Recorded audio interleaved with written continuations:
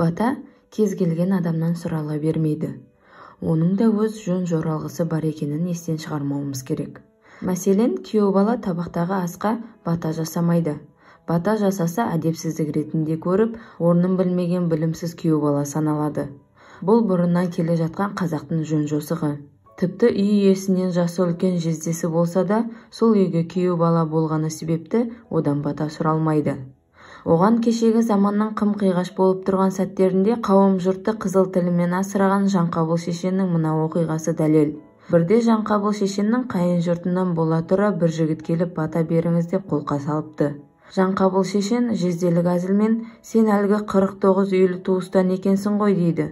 Иә ата дейді жігіт. Онда мынаны айтшы, сенің ауылыңда 10 оңбаған, 9 тоймаған, 8 сергелден, 7 жетесіз, 6 алаңғасыр, 5 берекетсіз, 4 төбел тас, 3 үсіп өлген, 2 елірме және жөні түзу біреу бар деп естіп едім.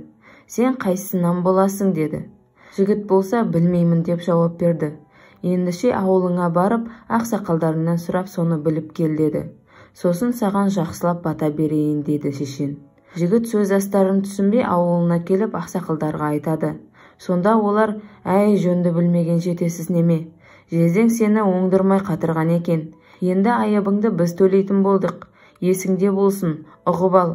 Жанқабылдың жолын қусаң біздің елге күйеу. Ал қазақ күйеу баладан бата сұрамайды деген екен.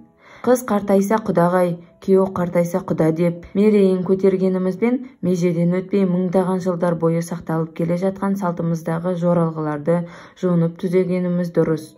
Күйеу қайын жұртына бата бермейді. Себебі көне көз қариялардың айтуы бойынша бата бергенде қол жайып отырған елдің бар ықыласы бата берген кісіде. Ол кісінің айтқан жақсы тілегінде болады.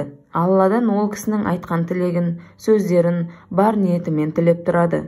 Ал бата беру барысында жөнсіз сөздер айтылып кетсе, қабыл болып кетеді деген сақтық болуы керек. Бұрындары ауызы жеңіл, жөнсіз әзіл айтатын күйеулер батасының ішіне теріс сөз, жөнсіз тілектер айтса керек.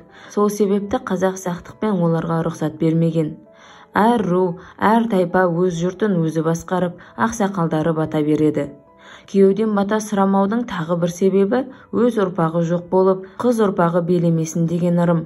Күйеуді төрге шығармауы есіктен кіріп төр менікі деме, шаңырағыма ие болар өз ұрпағым бар дегені.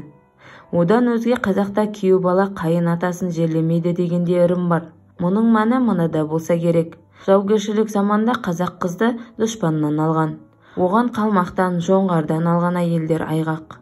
Екі ру бір-бірімен араздасып жатқанда қыз беріп, құдаласып, алауыздықты тоқтатуға тырысады. Халқымыздағы күйеу дұшпан деп, оны жөн жоралғылықтан шет қалдыратыны осыдан шыққан. Бірақ қазіргі заман бөлек. Жаугершілік заманнан, ру мен рудың алауыздығынан адамыз. Пайғамбарымыз саллаллаху алейхи уассалам, Алланың оған игілігі мен сәлемі болсын, күйеу баласын ерекше сыйлағанын білеміз. Тіпті пайғамбарды қабіріне күйеу баласы Әзіреті Әли қойған, денесін жууға қатысқан. Сондықтан ырымның да естісі мен ескісі барын естен шығармағанымыз жөн.